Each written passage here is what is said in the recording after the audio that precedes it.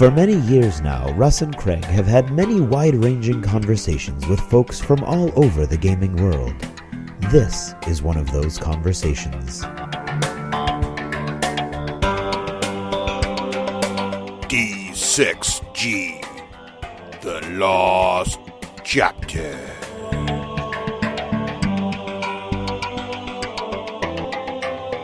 Russ, can you pass the Splenda? Sure. You should. There's a lot of chemicals in the Splenda stuff, Craig. I don't care. I like it, and I need 5 for my big iced coffee. You know, why don't you just get one of all the different ones? I've never understood why people don't do that when they go to a place like Dunkin' Donuts. You've got like the red ones and the blue ones and the yellow ones. Why don't you, and the white ones? Mix them all together. One of each. Russ. Yeah. This is Chris Weuve. Chris, nice to finally meet you here at Dunkin' Donuts. I told you all about him from HonorCon. Craig was raving about you from HonorCon. I can't believe you're up here at Dunkin' Donuts with us. This is fantastic. I can't believe that you're at my Dunkin' Donuts. It's very strange. Well, it's all. See, this is the thing. I've been thinking about this. Dunkin' Donuts is an eddy in the space-time. Well, I was going to go on. So imagine, if you will, because I know, Chris, that you're an expert on all things Navy, and also you're an expert on a lot of sci-fi stuff. So I want to ask you this. I think there would only be one Dunkin' Donuts in the entire United States if we had teleporter technology like in Star Trek. Because if you wanted to go to Dunkin' Donuts, you just beam over there to the giant Dunkin' Donuts somewhere in Middle America that was like 30 stories wide and tall. We'd all be there sharing our donut. We'd beam back to our houses, right? Or to work. You could have one giant centralized distribution center for Dunkin' Donuts. That sounds like something that Games Workshop would want to get in on. Doesn't that sound like something from a Games Workshop story? It does, actually. It would be the size of the Mall of America. It would be. Yeah. Just one enormous, everything would be that way. Decorated. You'd have a giant McDonald's. You'd have one giant McDonald's, one giant Sears Roebuck, one place you go. And they'd all be radioactive, but people wouldn't care. Right. That's right. From all the transporting. But since and by the way, while we're here at Dunkin', what's your favorite donut, Chris? Oh, it sort of depends. I mean, I kind of like this time of year. I kind of like the pumpkin donuts. You guys and your pumpkin. The pumpkin muffin at Dunk's is really good. You got to try it out. Yeah, it's really pretty good. I'm also a big fan of your typical glazed donut. In fact, it's not in Dunkin' Donuts, but here in Charlottesville, where I live, there's something called spud nuts. Oh, what is that? A spud nut is to a donut as potato bread is to regular bread. Oh, my. It's donuts made with potato flour. Wow. So you know how that texture of potato bread is different? It's a glazed donut made with potato flour. Wow, that sounds pretty darn good. Wow, that sounds tasty. So that's what we figured. We figured if we have a professor of naval warfare, the former professor of Naval Warfare College with us, we should talk about donuts, because that's what we should do. But actually, I want to ask you, since we got you here, we figured let's talk about, because you have this presentation you've done before at HonorCon and other places, right? Where you talk about the differences or the similarities, or what are the similarities between actual real-world, sea-going navies, I guess there's not really any other kind, but versus sci-fi space navies, and where the similarities and differences would be, right? Now, Russ, before we go there, though, I think it's important for the audience to know, this isn't just some guy that we bumped into at Dunkin' Donuts who's talking about navies in space and on the water. Well, clearly, anybody who knows about spud nuts would be an authority on space navies. I don't think we have to go any farther than that. That's true. But going out on a limb and assuming that the spud nuts connection is not enough for the diehard all right, fine. people in the audience. Chris is a former Naval War College professor and a naval analyst within that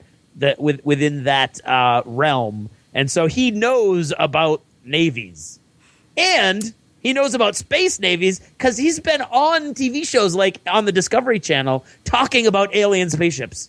Right. Yes. So multiple people who pay for this stuff have paid Chris to talk about this stuff. And so we're here to pay him in some sort of inferior non-spud nuts sort of confection of the mind. I should point out the Discovery Channel people actually didn't really pay me. They gave me they gave me some tiny amount of money for my time when I did the trip down to New York City to talk with them. It was really more about the fun of doing it. I got to work with Stan Schmidt and Michael Flynn and Paul Levinson and Chuck Gannon on this project. I met David Bartel on this project, who's a great guy, and I hang out with whenever I get a chance to run into him at con. So I really got it. Like the organization I belong to, BU9, the joke internally is we pay our people in fun. Right. So the Discovery Channel really paid us in fun. Paid in fun. That's awesome. Okay. Yeah.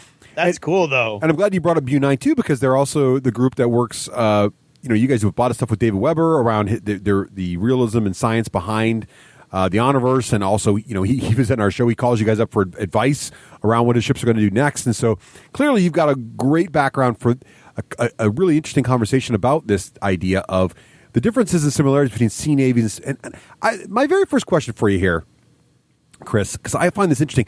I've always asked myself this question whenever people would complain that there's no seatbelts on the Starship Enterprise.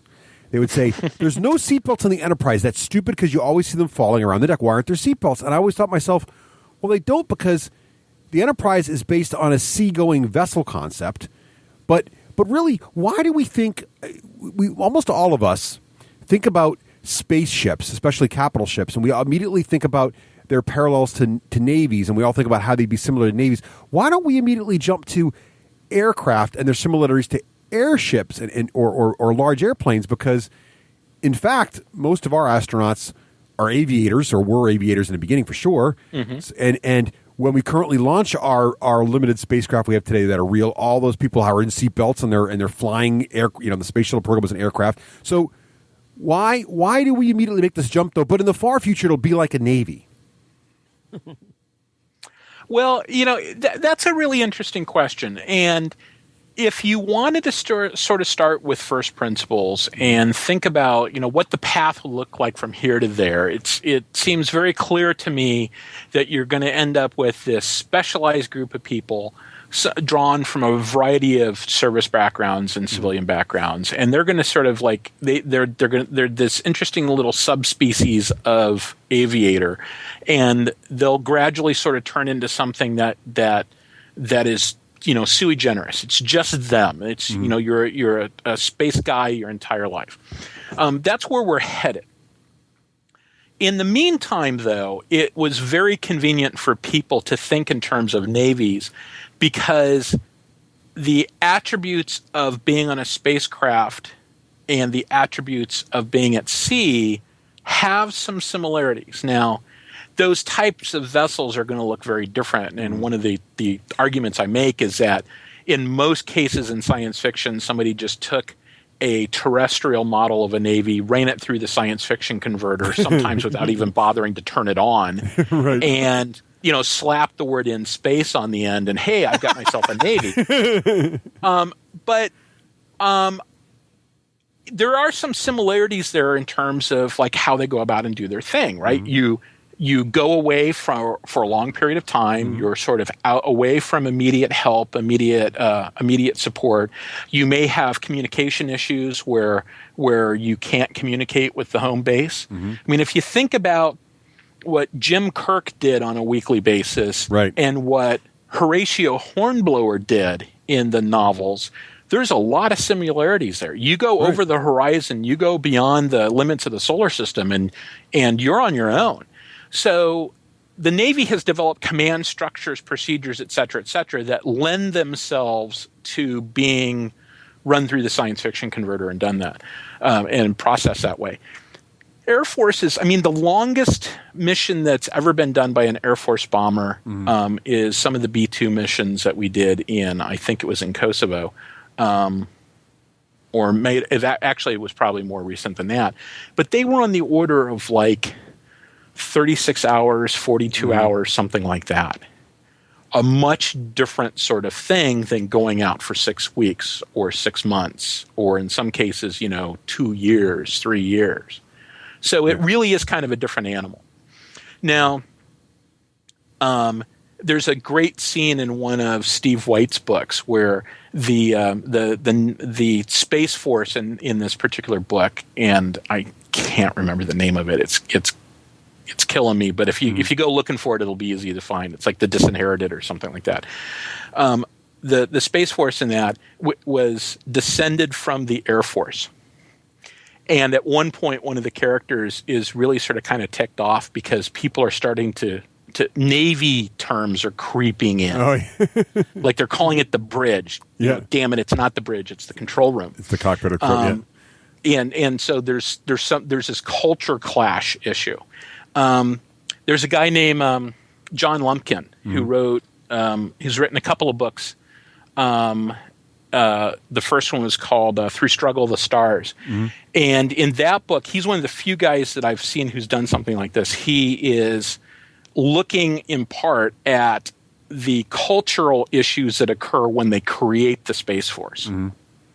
So there had been like the naval side of the space Navy part, the space side of the Navy. There had been the space side of the Air Force, and Congress had come along and said, you guys should really sort of be together and stop wasting, stop having redundant programs, et cetera. So you've got all these Air Force guys and all these Navy guys, and they're having some severe culture clash. Right. Which, incidentally, I work with Navy guys, I work with Air Force guys, and they really do have different views about some issues. In fact, I was saying to one of my colleagues just the other day, it's like, I can tell you're an Air Force guy because that's a very Air Force answer.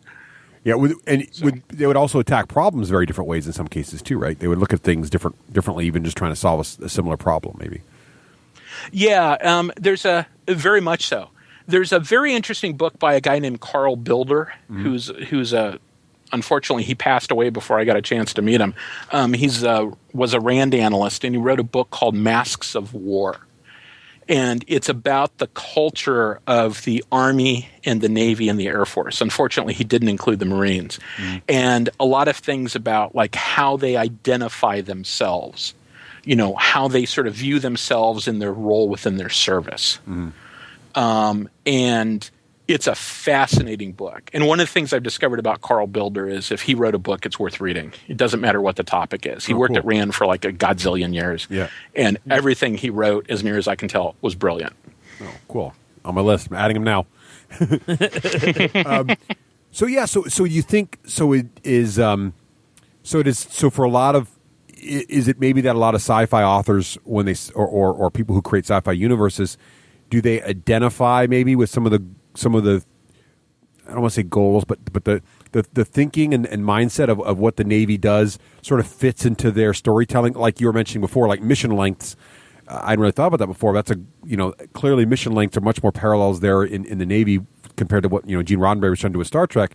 Are there things like that in other universes too, where how the Navy runs itself makes more sense, or just the sci-fi author thinks, a bridge makes more sense on this giant vessel I'm building than a cockpit would make sense because the size would be too small in my mind, that kind of thing. Yeah, I think it really is a case that I refer to this as being a naval metaphor. That it's a way of it's a shorthand for how to think about the problem, and it's very easy for people to sort of go, well, you live on your ship, you live on your spaceship, you live on your aircraft carrier. It's your home in addition to being your workplace. So it's very easy for people to sort of look at that and go, yeah, these are kind of the same thing. This is the right way to think about this problem. And the other thing I think is that science fiction authors oftentimes I have yet to meet a science fiction author who isn't also interested in history.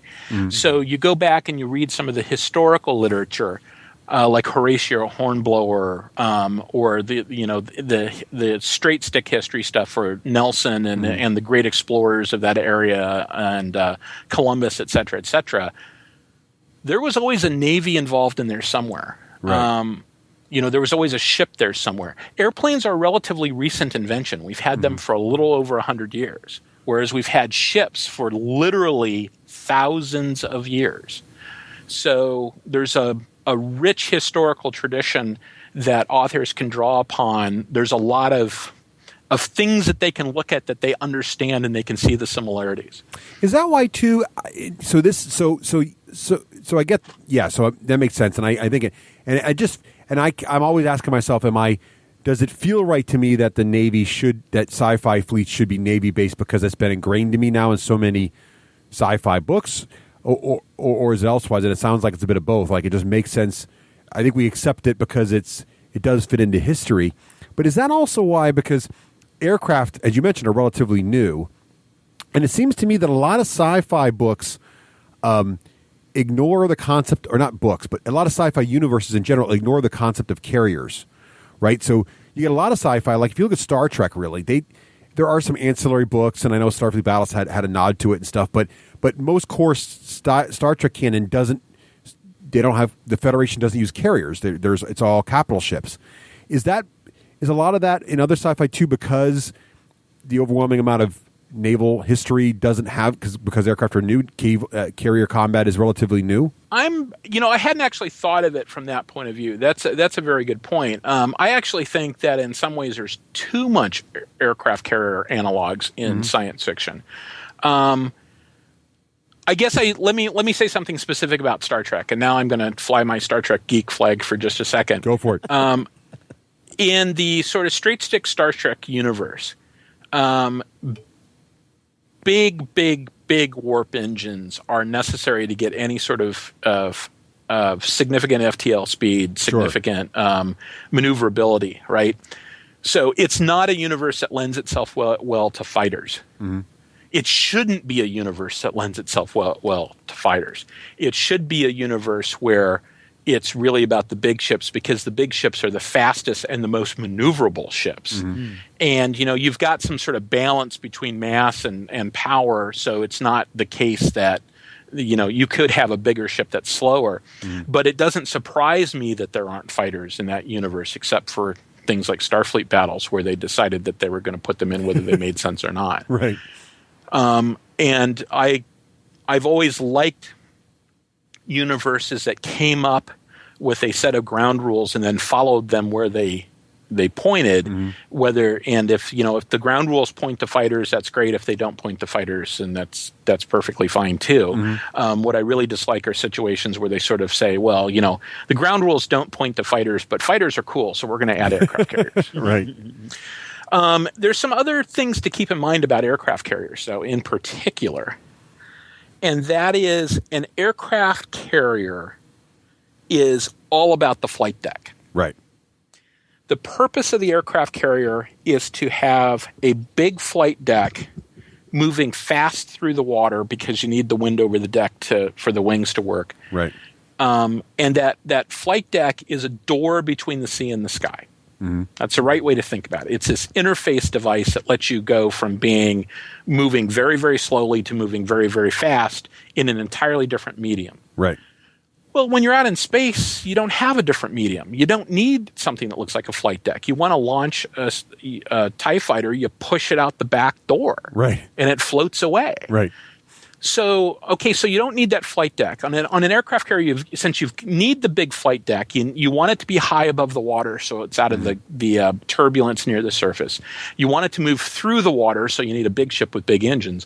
Now you've got a very big ship. Mm-hmm. And as long as you've got a very big ship, let's put everything on it. Right. So we put a whole bunch of airplanes on it, and we put a hospital and a mail facility and a command and control nodes and a dental clinic and all this other stuff. I mean, aircraft carriers are cities. It's a city at sea, right? Yeah. A city at sea. It really is. It's amazing the things that you can that are buried in corners of aircraft carriers, because they just got a ton of space. Right. Everything's packed in pretty tight, but if you're going to put it somewhere, you put it on the carrier because it's got the space. Right. Well, if you don't need that big flight deck, why put all your eggs in one basket? Mm. There might still be some reasons to put your eggs in one basket through efficiencies of, like if there's a particular widget I need to fix an airplane and it's a big widget, but I only need one of them for an entire squadron. Okay, maybe it does make sense to have some efficiencies by putting everything on all your eggs in one basket. But now, with the physics of the situation, we put all our eggs in one basket because we have to, and we declare it to be a virtue. We make a virtue out of necessity. Right. If it's no longer required, do you build a ship that looks like that? I see. So that's interesting. So you're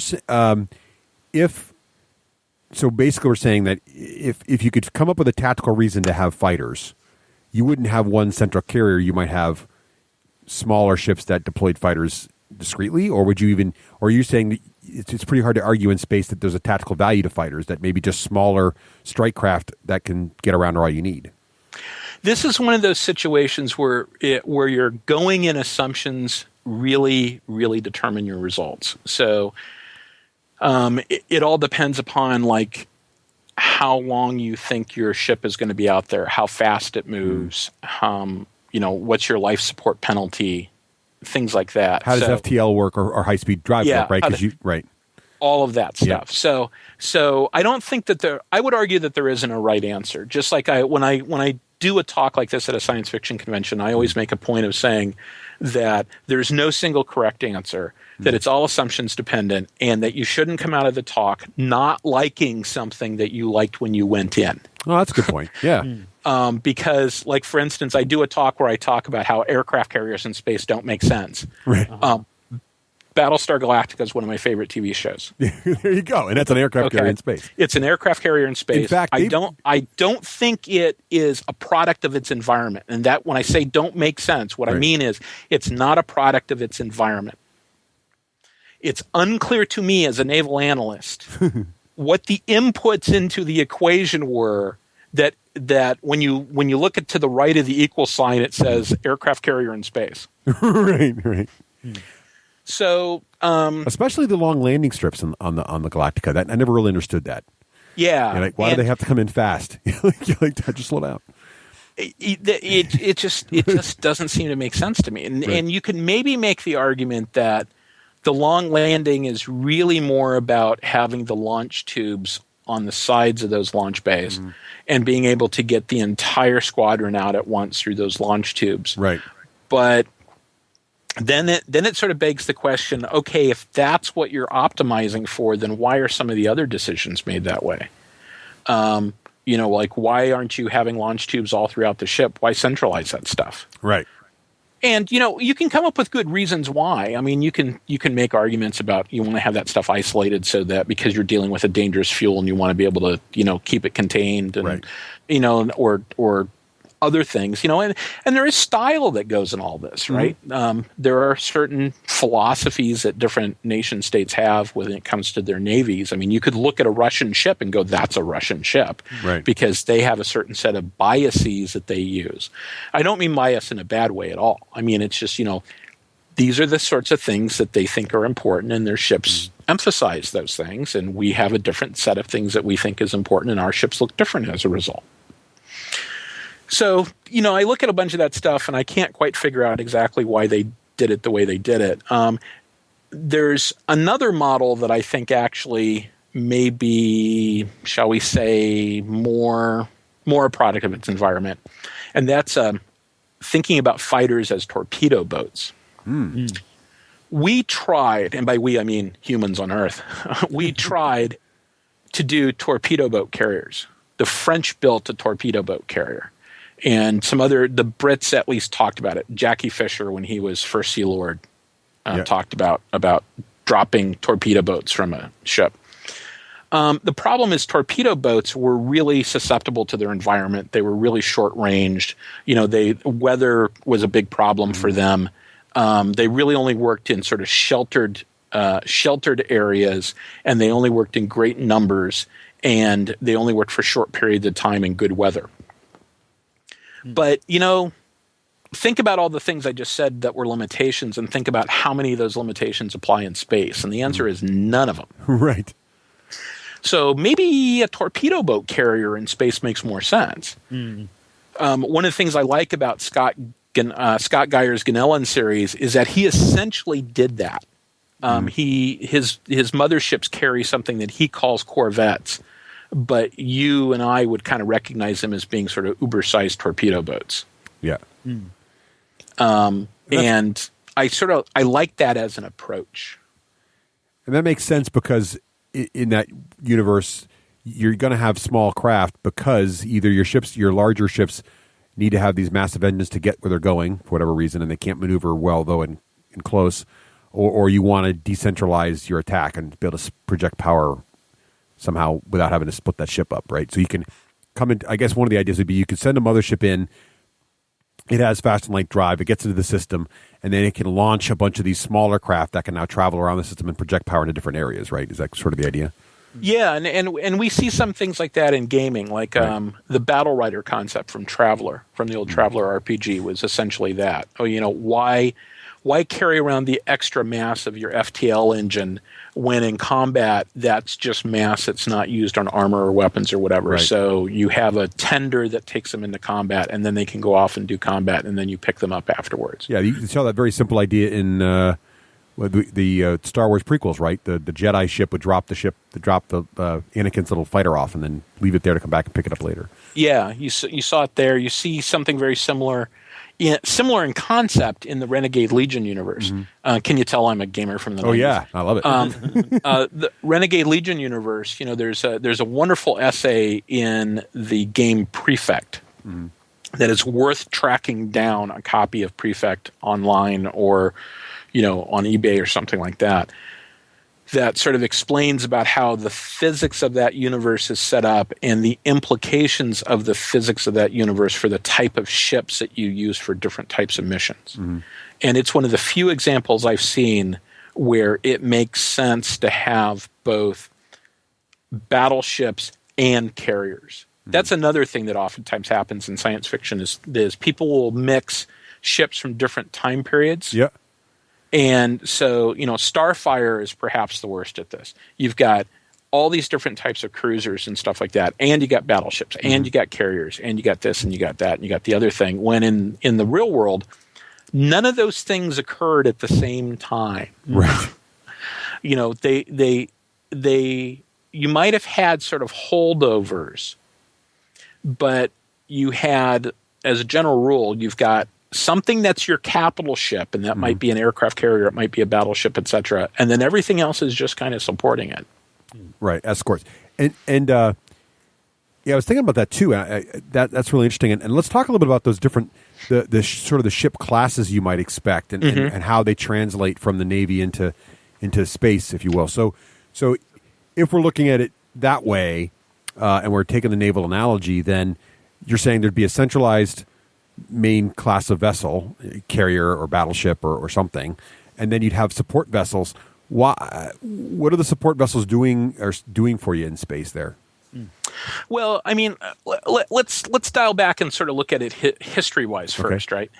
So through most of human history, you would have, and I'm talking about sort of like the big main fleet actions, right? I'm talking about the instance where everybody is bringing their top level stuff. Right. I'm not talking about like the little guys fighting on a lake somewhere. Right.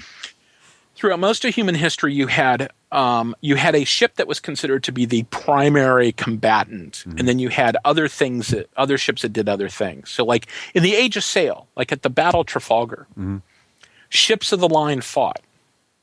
There were frigates there too. But frigates were in a supporting role. They were there to tow ships that had been dismasted. They were there to relay signals. They were there, before they had been there to do some scouting and stuff like that. But in terms of in the battle, they were in a totally supporting role. They didn't really fire because they had smaller guns, and the last thing in the world you want to do is attract the attention of a ship of the line in that situation. And the ships of the line didn't bother wasting shots on things like frigates. It was sort of like, why would you do that? Why you save your powder for a real target? That really sort of changed in the 20th century. And the reason why it changed was the torpedo. So torpedoes were the first attempt. Well, maybe not the first attempt. You had mines before that. Right. But torpedoes were the first modern attempt to sort of make a small ship capable of being able to kill a big ship. All right. So it used to be that if you wanted to kill a big ship, you needed another big ship. But now you've got at least got the theory that the small ship is going to go out and kill the big ship. Now, it didn't work out that way. And some people would point to that and say, well, it turns out that the promise of torpedoes was, it didn't really matter because it didn't work out that way. Well, torpedoes revolutionized naval combat. They just didn't revolutionize them in the way that the creators of the torpedo thought, because they didn't get the last move. the navies of the world responded to the threat of the torpedo by inventing entire new classes of ships just to make sure that you held those torpedo launchers at arm's length and you kept them out. Okay. Yeah. So now, instead of having like a ship of the line and these escorts that don't really do anything other than maybe pass some signals back and forth. I mean, they're not really escorts. They're really just sort of auxiliary ships. Right. Now you've got these small, fast ships that are really sort of intended to extend the firepower and capability of the fleet out in all directions. So and do they it act used as to a be screen? concentrated in a ship, and now it's spread out over several Are they ships. two things? Are they projecting power, but are they also screening your key elements from torpedoes and things like that too? It started off with primarily screening. So you had torpedo boat destroyers whose purpose was to destroy torpedo boats. And then in one of the great ironies of the naval world, somebody said, hey, I bet I can mount a torpedo in that torpedo boat destroyer. And then they discovered that destroyers were actually better as being torpedo platforms than torpedo boats were. Right. So now you've sort of spread everything out, and you've got these flotillas of small ships that are actually serious combatants, but they also are there to protect the battle line, the gun carrying ships. And then you get airplanes, and it gets really wonky. Right. Because then the same thing starts happening in the air, and now you've got a bunch of escorts eventually you end up with a bunch of escorts that are just there to shoot down airplanes. Right. And, so torpedoes totally revolutionized naval warfare, even though they didn't make the battleship obsolete like certain people said they were going to. Yeah. And then airplanes did the same thing all over again. And you went from having surface combat and then you had submarines in there too, right? So you went from having surface combat to air, surface, and subsurface combat. And all those things operate on different timescales. They have different things that you have to worry about. They have different responses. I mean, as a general rule, weapons that you shoot at submarines, you don't fire at airplanes, and vice versa. And then, so that in turn leads to all sorts of command and control issues that the U.S. Navy came up with different ways to deal with that. And they now practice something called the Composite Warfare Commander System, where you assign responsibility to individual warfare commanders in a particular slice of that, in their own particular warfare domain. Oh, I see. And the admiral gives them his intent. Commander's intent is blah, blah, blah, blah, blah, blah, blah. And then the admiral and his staff just sort of sit back and watch the show. And it's very rare to hear the admiral or his staff say anything, because as long as they like what they're hearing from their various warfare commanders, they just let those guys do their business. Okay. So to go back to the space analogy, that's interesting. So there's these three different, I think it's all fantastic though. So there's these three different or more different elements going on. And for that to go all into space then, well, obviously the subsurface warfare doesn't really enter into space because you're all in the same, as you pointed out earlier, you're all in the same medium. But does the analogy of light, fast craft still work? Or because because you still got to, you can't turn on a dime in space, even though, because of mass issues. So if all your ships are large, wouldn't your opponent who has light, fast ships have an advantage on you if you didn't have a way to deal with that also? Well, I mean, this is one of those things. First of all, it's very heavily dependent upon your technological assumptions. Like, for instance, if you've got a tactically useful FTL drive, that changes a lot of things. Like, say, for instance, you've got some sort of traveler-type hyperspace jump drive, but you can use it at very small ranges. You've got a degree of precision that allows you to use it for short distances, and the drive works over short distances. I'll put my geek hat on the Picard maneuver, for example. Yeah, in some ways, it's kind of the Picard maneuver. Yeah. So you've got if you've got that sort of capability to jump around, but let's say, for instance, you don't have something like an inertial compensator or structural integrity field or something like that lets you maneuver that ship quickly, spin it around quickly. Well, if you've got a ship that's 1,000 meters long, that's a lever. Right. So, and the ship starts spinning, think of how many G's the guy at the end of the ship is taking. Right. Right. So a ship that's really long like that, if you don't have any of this magic technology, is going to rotate fairly slowly. So, a small ship jumps in, rotates quickly, gets off its shot, jumps away, jumps back in, rotates quickly, gets off its shot, et cetera, et cetera. You could easily envision a situation where those small ships just sort of like wipe the floor with the big ships. Right. So there's definitely scenarios where there's definitely realistic universes that could be written easily that where carriers and fighters make some sort of contextual sense.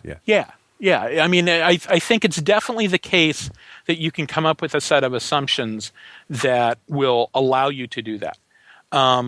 Now, different authors handle it different ways. Some authors really kind of believe that you come up with your technology and then you live with the results of that technology. Mm-hmm. That's how David Weber did it in the Honorverse because, as he put it, limits lead to good stories.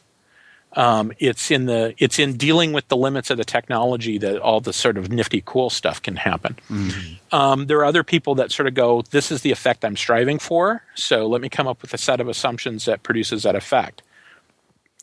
Both of those are perfectly valid. Like I said, no right answer. Mm-hmm. They have pitfalls. If you're coming up with a particular set of assumptions because you're trying to get a particular effect out the other end, you need to be smarter than the people that are, if you're doing a game especially, you need to be smarter than the people who are playing your game. Right. Yeah. This is one of the things that's occurred in, we've seen variations of it in things like Babylon 5 Wars and some of the games that sort of came out in that era where, they really wanted to have carriers, so they put carriers in the game, and you play the game for like 20 minutes and you go, there's no way this makes any sense whatsoever. Why on earth did they build this thing? Right. Why do they have fleets full of this thing when I can, eat it for lunch? Yeah. There isn't a game out there that isn't going to have more players play it in the first, in some cases 2 days to 2 months than have ever played it before. Right. And that's where all the trouble comes in from playtesting and everything is. And I think a lot of gamers, unless you're a game designer, they don't appreciate that, no matter how smart your game designer is, it's hard to beat, 1,000 geeks banging on an idea, right? They're all really smart guys. They played a lot of war games before. They're trying to game out. They're going to run into all kinds of things you didn't anticipate, and it gets into and they trouble. Come to the problem with an entirely different set of preconceptions. Right. So if you've got one guy and he play tests a game for 20 years, that's not nearly as useful as you might think, because it's one guy and he's gonna approach the problem in a particular way. So the real test when you're designing a game is when you hand the rules and all the components to somebody who's never seen it before. Right. And you say, I'm not going to talk to you for at least a week. Right. See if you can figure it out. Yeah. Go bang on it for at least a week. And one of the things that I've learned as a guy who I spent 11 years doing professional game design for the Navy in one way, shape, or form, and doing sort of hobby game design on the side. And one of the things that I really learned during that time period is that if somebody tells you, I've got this great game, I've been working on it, et cetera, I'm 90% done, I just have to write the rules down. They think they're 90% done. They're really 10%. At most 10 to 15% done. Yep. Right. Yep. So this is, I'm really finding it fascinating because I have this desire to put carriers in my space combat games. So and I know and I'm with you because I think it comes from Battlestar Galactica. To be honest with you, it's Battlestar, and it's also Star Wars, right? Two visual mediums that I consumed when I was a kid. I'm old enough to have seen them when they first came out, and I'm like, these are these are. So they just inform me that is cool. And what really is interesting about Star Wars is Lucas said up front, look, I watched World War II fighter footage, and I'm like, that's what I want my fighters to do in Star Wars.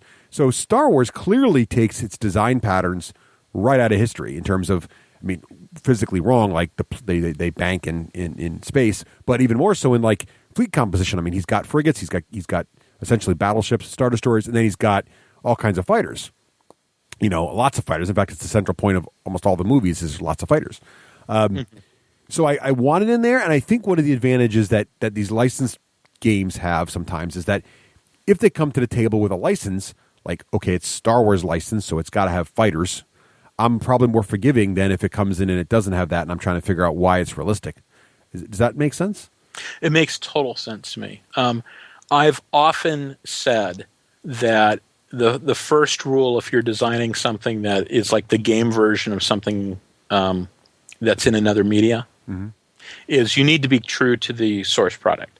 So if you're going to do Star Wars, we've seen some actually pretty good Star Wars Starfighter games over the years. There was the old West End game, Star Warriors, that I thought did a pretty good job of capturing the flavor. And then we've seen the I can't think of what it's called. Attack Squadron. The new X-Wing. No. It's X-Wing. Well, there's the X-Wing. X-Wing. I'm sorry. Attack Squadron is the Star Trek game that's sort of based on the same idea. Which is what's great about X-Wing is it's almost exactly what Lucas did, because X-Wing takes the rules from Wings of War, which was a World War II, World War I, and then World War II flight combat rule set. So they basically just said, hey, this could work with Star Wars. Yeah, and it feels true to the source material. Right. Every now and then I've heard somebody say something like, well, I want to do a Star Wars game, but I want to use vector movement. My response is, are you insane? Yeah, because you're not being true to the source material. And exactly right. And the same rules mechanics would not work for Babylon 5 at all, because Babylon 5 had, at a minimum, the whole idea, one of the coolest scenes in the show where the ship's vectoring one way and rotating around and shooting in other directions. The fighters did it all the time. So and I think if you sat down and did the math on how quickly they changed direction, it probably wouldn't work. But the fact of the matter is, you have to be able to have that mechanic. It was a nod, game. guys. Right. Come on. Yeah. It was a nod. No. Don't please don't get me wrong. I didn't intend that to be critical. I just wanted to sort of bound the statement. Right.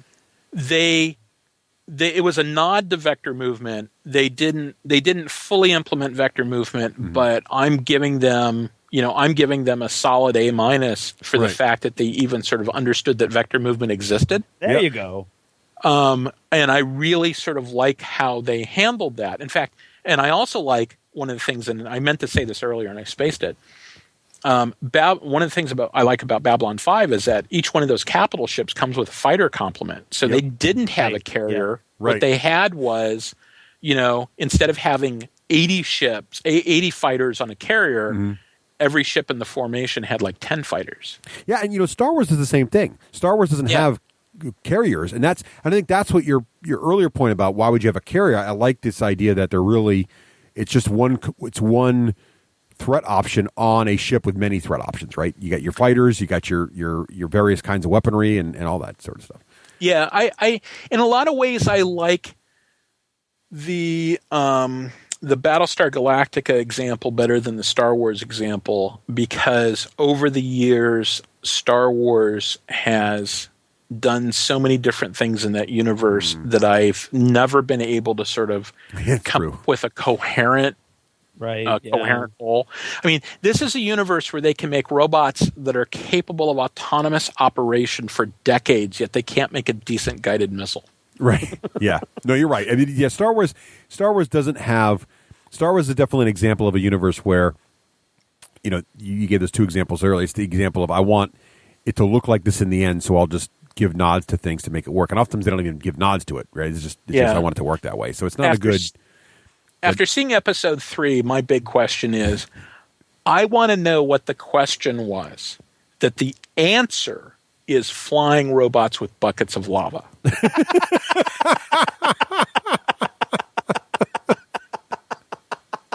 What is the problem that solves?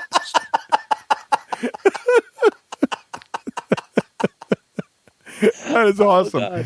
I never looked at that. I'm never going to look at that scene again now. That's fantastic. See, you have to ask these questions. These are the hard questions you have to answer. That's awesome. I am an analyst at heart. That is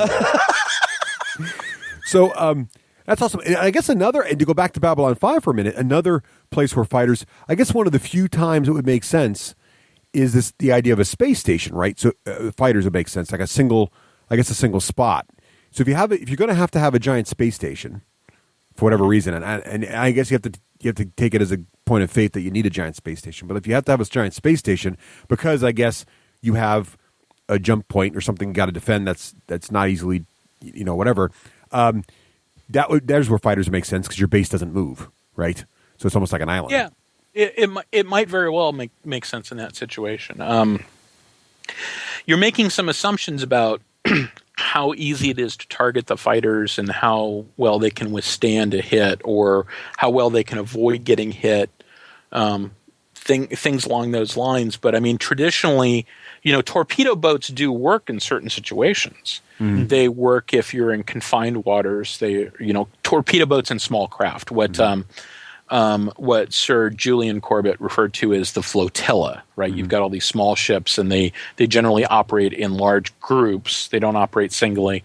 But I mean, if you look at like how the Norwegians plan to fight naval battles up in their area of the world, up in the Baltic and things like that, you've got lots of little islands, lots of inlets that you can hide in, and you can sort of dash out and fire your missiles and then dash back.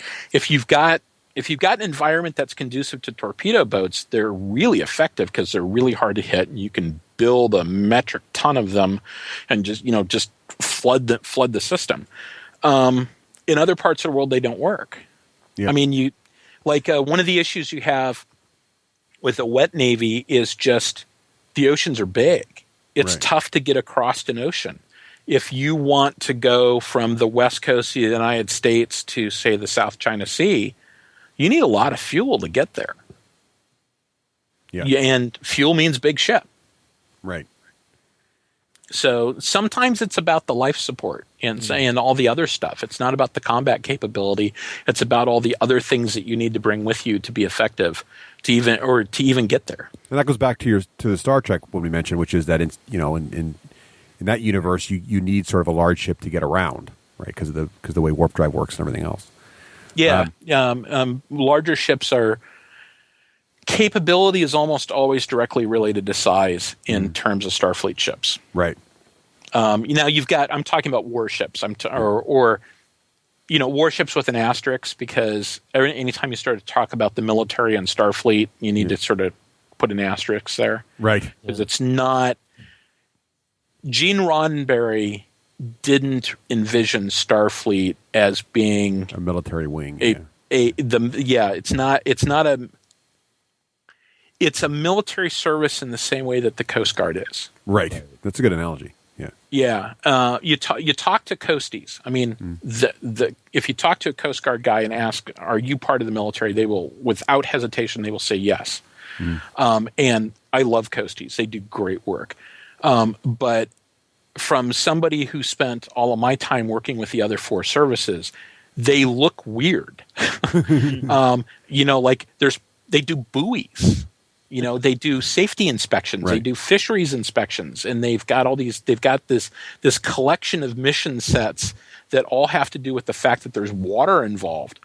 But they're really sort of dramatically different in terms of what they do. And they're like guys who spend their entire career in the Coast Guard doing nothing but buoy stuff. Right. Well, you see that in Starfleet too, right? Because you see, especially in the early seasons of even Next Generation, right, where all of a sudden there's families on board. Yeah. And there's kids running around and Wesley Crusher's on the bridge and all that kind of stuff, because it's not first and foremost a warship. And you really saw that in Enterprise, which I think is a vastly underrated show. But you see that when they started putting the Makos on board, because you may recall there was all these Starfleet guys saying, "I can't believe they're putting the military on board." Yeah. And, there's a whole bunch of people sitting in front of their TV sets going, but wait, but right. What? Right. I thought you guys were the military. You all have phasers. What are you talking about? And they clearly didn't think that they were the military. Right. They thought that they were the National Oceanographic and Atmospheric Administration. Right. Yeah. They thought they were out there to do exploration and gather data and stuff like that. Yeah. So it's an interesting distinction. That's great. Well, we're running a little long, but so I guess we knew that was going to happen. We knew was going to happen from the beginning. So, Craig, you haven't got a chance to ask any great questions. So I can't tell you how much I'm enjoying just listening to the two of you talk. So anytime something has popped into my head, you've said it almost immediately, Russ. So I don't have any questions. I am enthralled by your questions and Chris's responses and where they have led. So you guys just keep going. Somehow we got lava carrying robots in here. That's my favorite part. Awesome. Sadly, in a conversation that has been awesome throughout, that does stand out as the high point. But still, so not to detract from the rest. I just want to ask this before we run out of time, Chris, and I know you can't give I'm sure what you would normally give, which would probably be a 45-minute answer to this question, but I'm going to ask it anyway. And maybe we'll talk about it in the main show or get you on again because there's so many things I want to ask you about this. Tactically, so if you look at like what it might be like to fight in space, you mentioned earlier, there's not different mediums. You're just in this microgravity environment which is probably you're far apart most of the time because you probably have good detection range. So it probably depends on your universe a little bit, though. And you probably have reasonably long-range weapons, and there's probably not much to hide behind unless using that one planet or that rare case where you got an asteroid belt or something. So does that sort of set of things really change or affect the metaphor of putting the wet Navy in space? Yeah, I think it does, and I had a little bit of a revelation within the last 6 months when I started paying more attention to air combat stuff, and I concluded that for a pretty wide set of assumptions, that it's useful to think in terms of beyond visual range air combat. Okay. Now, when you look at air combat, there's really sort of two parts of air combat. There's what's known as air combat maneuvering.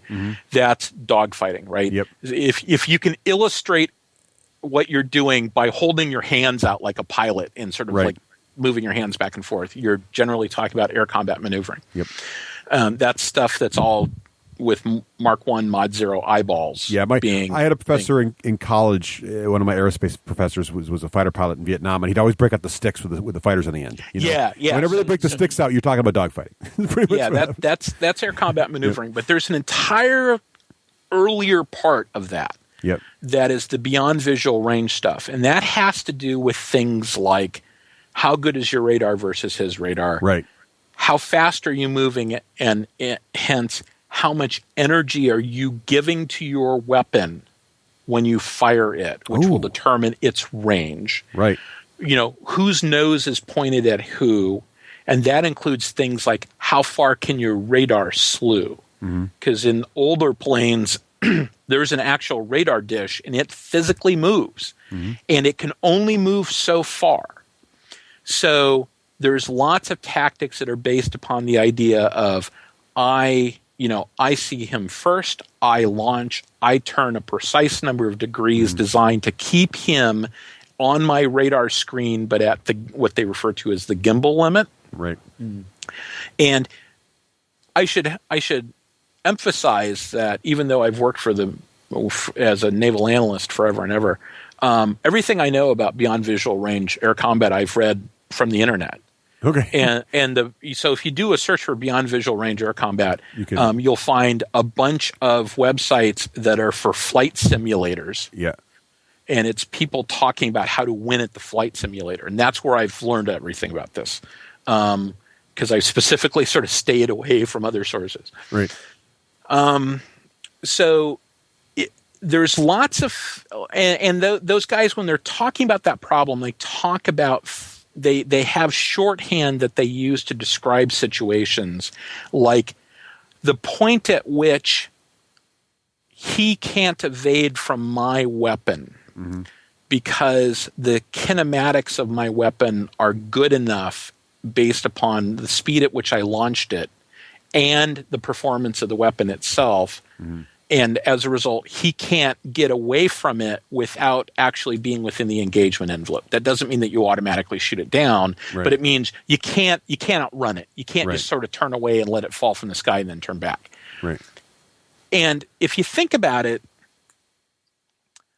I would make the argument anyway that combat in space is likely to have some of those attributes, right? You can't hide in the way that you traditionally hide in naval combat. Mm-hmm. You traditionally hide in naval combat in 4 ways. You hide behind the curve of the Earth. Mm-hmm. You hide behind what I refer to as the interface barrier, which, if you're an airplane, you hide by being a submarine. Right. Because most of the sensors that an airplane have, you have to actually stick something into the water to detect something underneath the water. So the fact that your sensors aren't cross-domain sensors helps a lot. You hide through the use of distance and space. Mm-hmm. The ocean is big. Right. And even an aircraft carrier, when you're talking about tens of thousands of square miles of possible location, even an aircraft carrier, which is 100,000 tons, is going to be hard to find unless you've got some queuing on it. Right. And then you hide through the use of low observable features, which we will stealth stuff, right? Yep. So you make it so that when the guy uses radar against you, the radar waves bounce in odd directions and they don't go back to where the source is. That's the Romulan tactic, cloaking device. Yeah, the cloaking device. You use a cloaking device of some sort. Right. So, if you think about which one of those apply to space, well, curve of the Earth and interface barrier don't apply. Mm-hmm. The use of distance in space is sort of an assumption-dependent one. Maybe there's a stealth element thing that you can do there, but maybe not. It's really hard to blend into the background in such a way that you can't be spotted eventually. So I got thinking about this, and I came to the conclusion that I kind of like this beyond visual range idea as a mental model to organize my thoughts about combat in space. And a lot of this was that specific idea came to me in the context of thinking about combat in the Honor Harrington universe, where I think it really applies. Right. So myself and some of the other B9 people are having that discussion now about how do we believe that? How do we handle that, et cetera, et cetera? We want to spend a little bit more time thinking about how tactics work in that universe. Yeah, I think Ringo kind of used that in his series too, right? Where he had all the mirrors set up where they could just project power, huge amounts of solar energy, pretty much anywhere in the solar system. So pretty much as soon as something showed up, they could just take it out at range, basically any range they needed.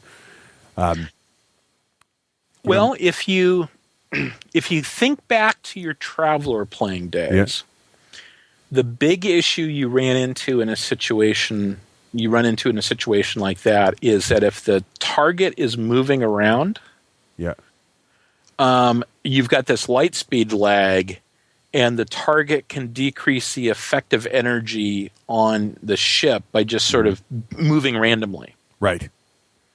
So there's a couple of solutions you can have to that. You can have something that makes your targeting somehow better. Like if you add go to the store and buy the faster than light targeting component. Right.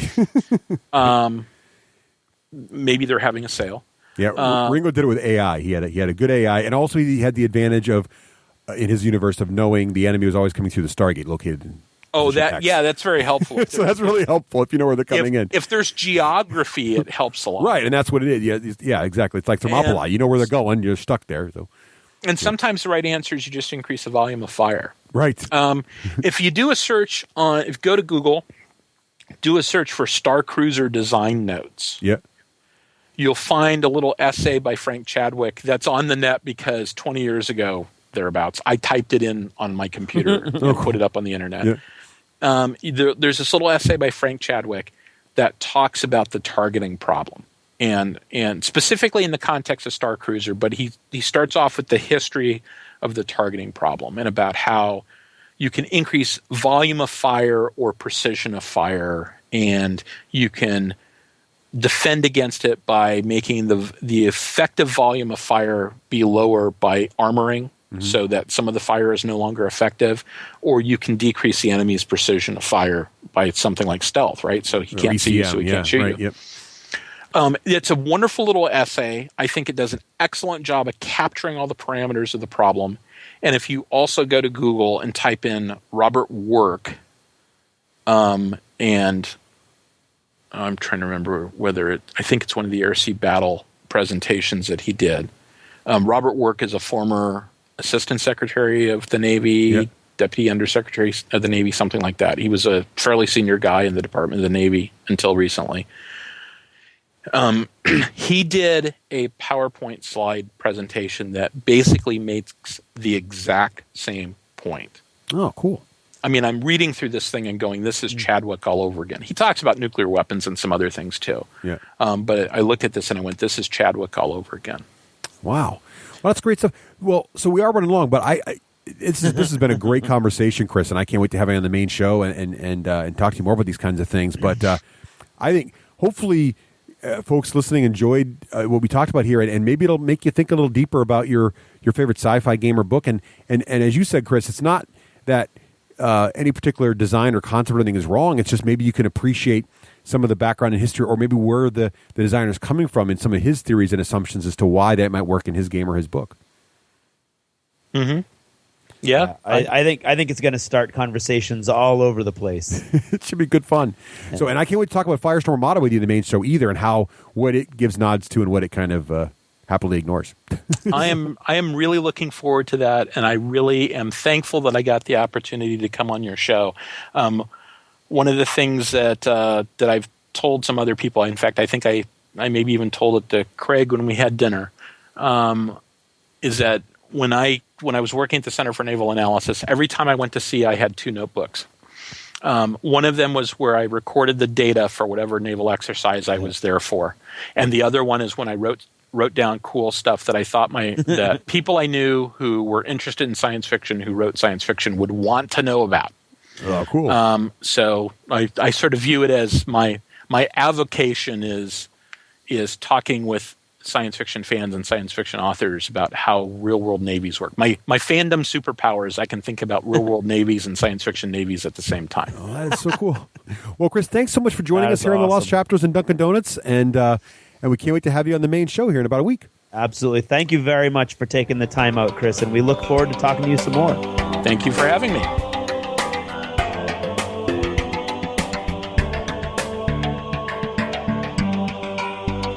Thanks for purchasing a D6G Lost Chapter. Supporting the show helps it grow.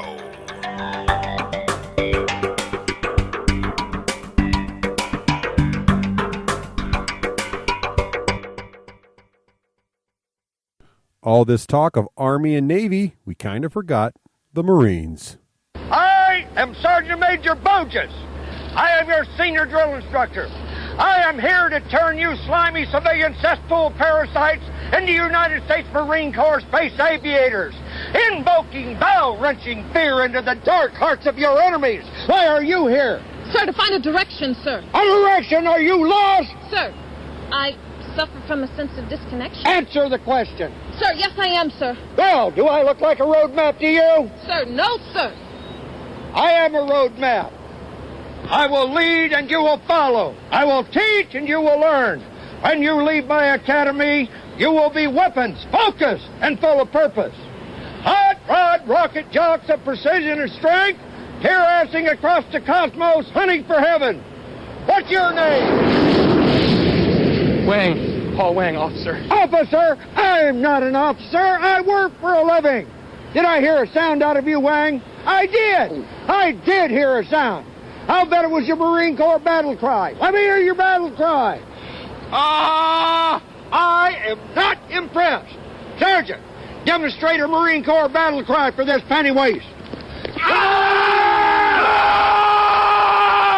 Still pathetic. In space, no one can hear you scream unless it is the battle cry of the United States Marines.